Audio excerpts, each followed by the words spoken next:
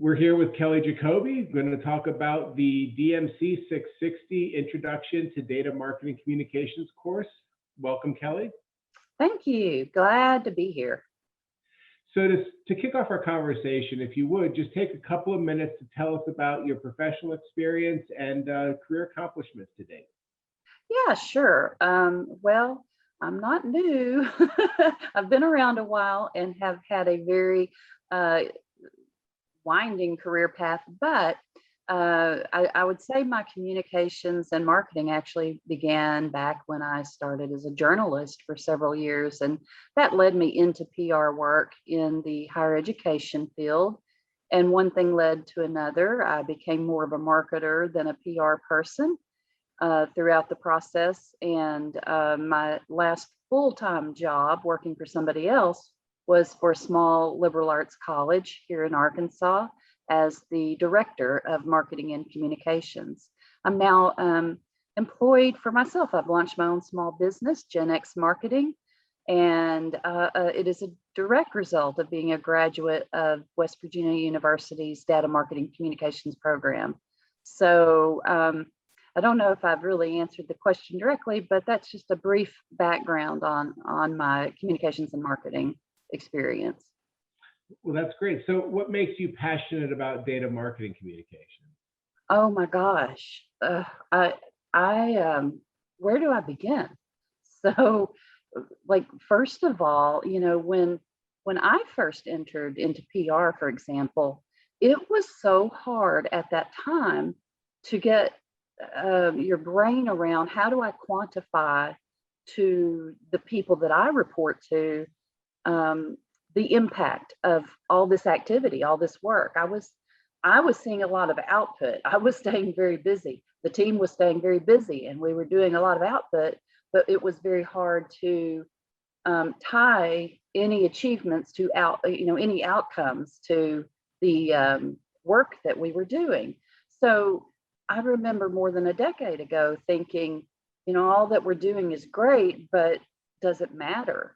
And as I began to investigate a master's degree program, and in fact, it was the Public Relations Society of America organization that had a partnership with West Virginia University, and they had partnerships with other universities, but WVU stood out because of its data marketing communications program. It stood out to me because I was looking for that extra data support for all the activity that we were doing. I was looking for information to show that, oh, actually there are ways to quantify and not just qualify this activity. So I spent a good year and a half deciding if it was the right program for me, but obviously I did choose it.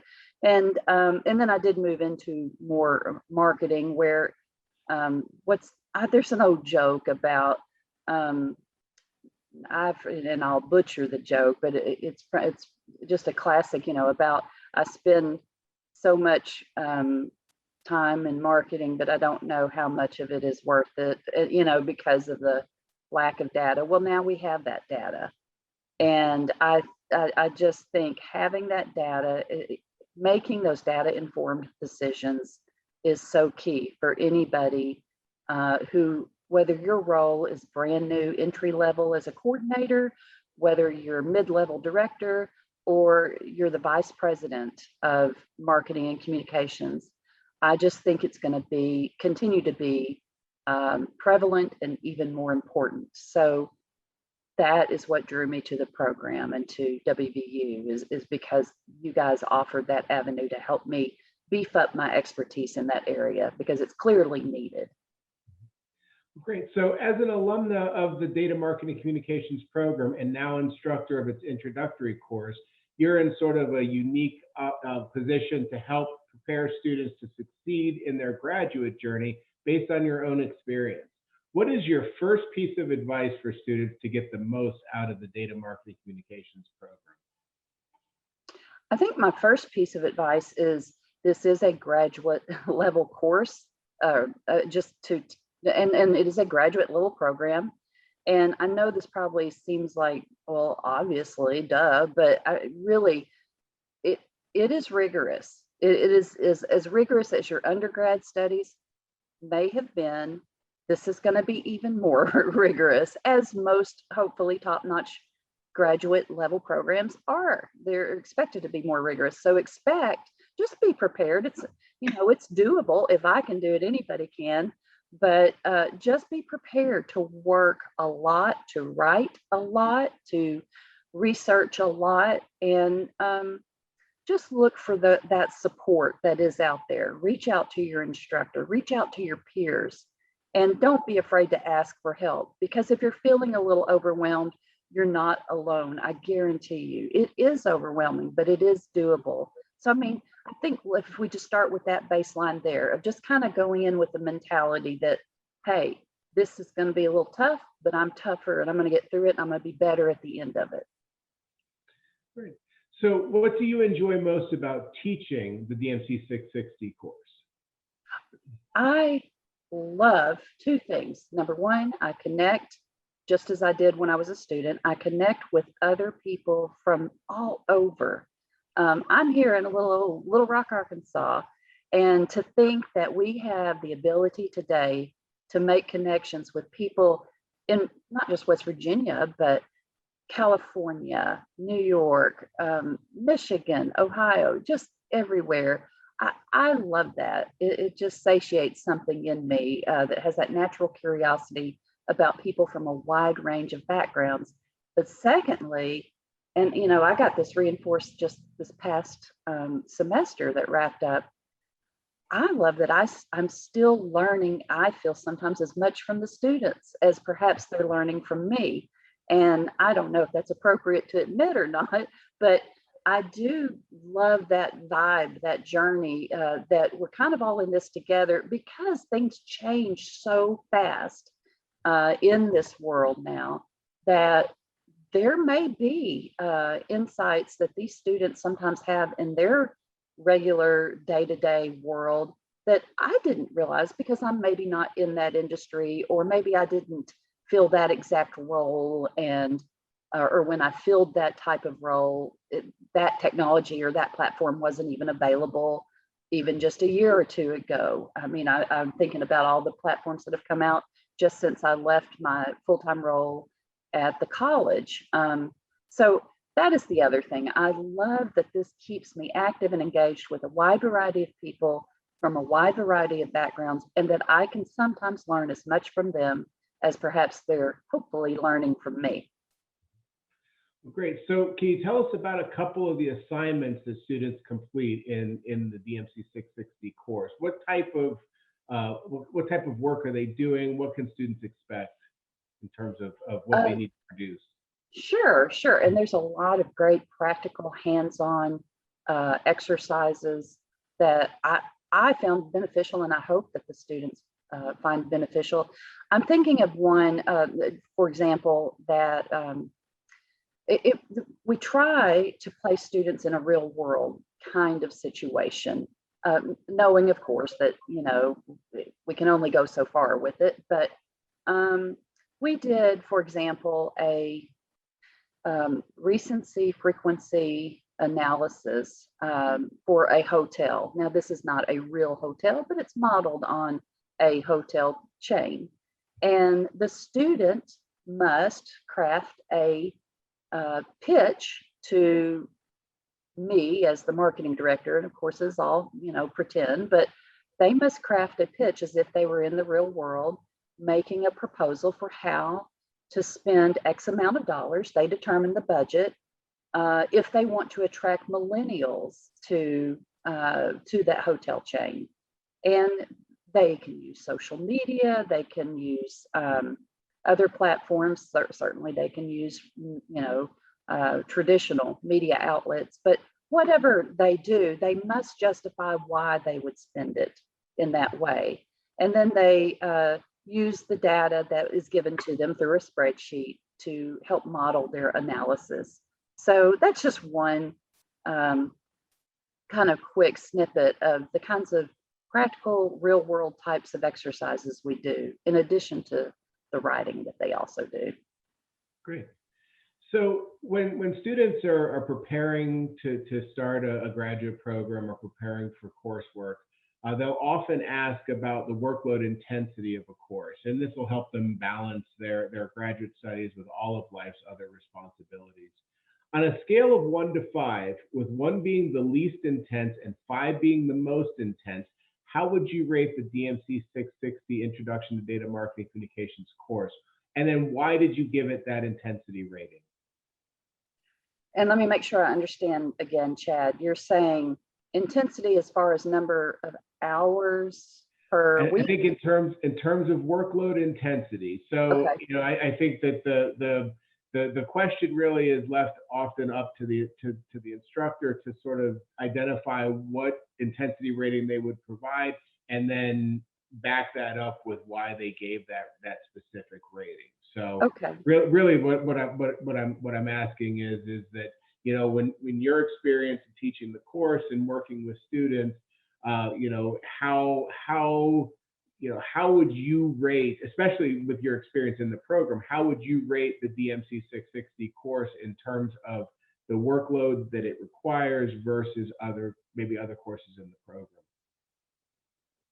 Well, it is an introductory course. So obviously, there is some leeway because we know that there's a huge, onboarding learning curve.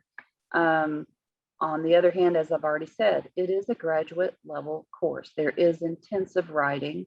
There is lots of data analysis to work through and a few presentations here and there. So, I mean, I'd still give it about a 4.5, Now, obviously, we're all individuals. Some people are just super quick and man, they absorb it fast and they're great writers and, everything is just popping along pretty smooth and they might give it more of a 3. I wasn't one of those students. I like to think I'm pretty above average intelligence, but the workload was, I'd say it was every bit of a 4.5 for me. Now, again, it was doable though, and I'm glad that I went in with the mindset that I had. I'm super glad I had the instructor I had. She was phenomenal and she was always available. I needed that.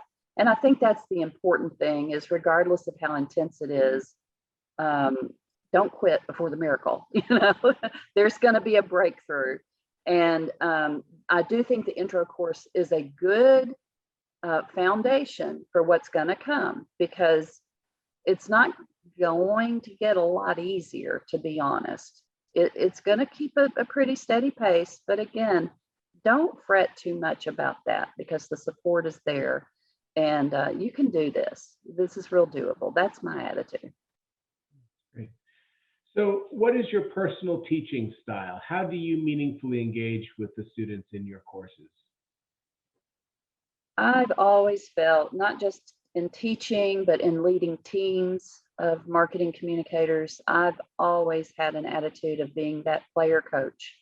I'm here to guide. I'm not here to chide. I'm here to learn from you and you learn from me. There's a lot of great back and forth, and there is nothing that I would ask of you that I myself haven't gone through, is sort of the attitude that I bring to this. I do not come at all from the perspective of I am the end all and be all and the everything here. I wouldn't be here if I hadn't had great player coach mentors ahead of me to learn from. So I think I absorbed some of that, and I like to think I'm just paying it forward.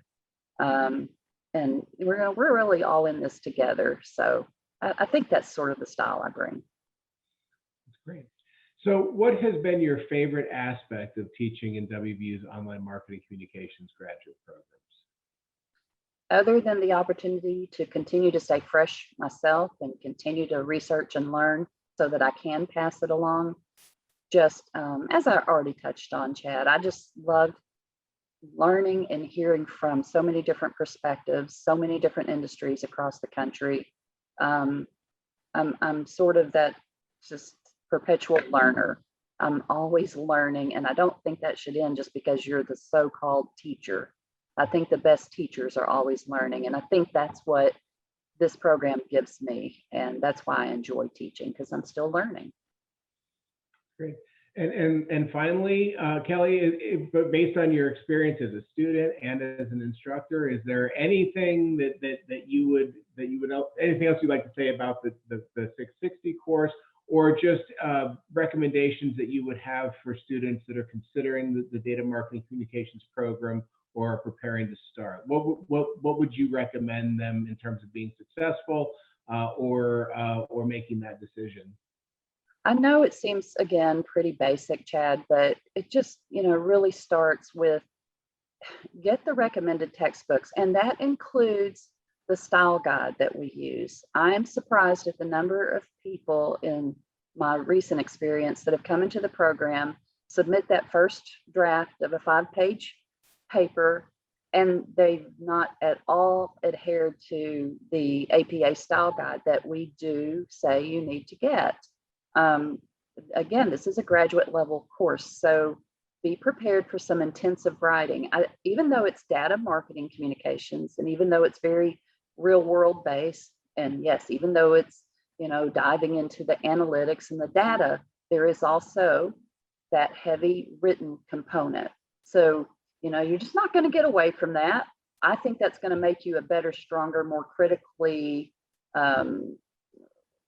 inclined thinker, and that's a good thing. But I'm surprised at the number of students in the past who haven't always been prepared for the level of writing that's going to be needed. And so get that style guide for starts, because I'm gonna grade you on that. Now I'll give you a little bit of a break on that first one, maybe, but if you're still submitting that second and third and fourth paper, and I'm not seeing some improvements in style, in level of writing ability, you're going to get dinged. But that fortunately has not been the case with the vast majority of students. Most of them learn after that first paper, and boy, they get on board. So I'm just giving you a heads up. Save yourself the trouble and get ahead of it. Get that style book, get that textbook, and just come in with a can-do attitude. Well, thank you very much for the insights on the course and on your experience. Keli, it was a real pleasure to talk to you today. It was such a pleasure to talk to you, Chad, and anytime I'm here. So please just let the students know that we're all here to help. Thank you.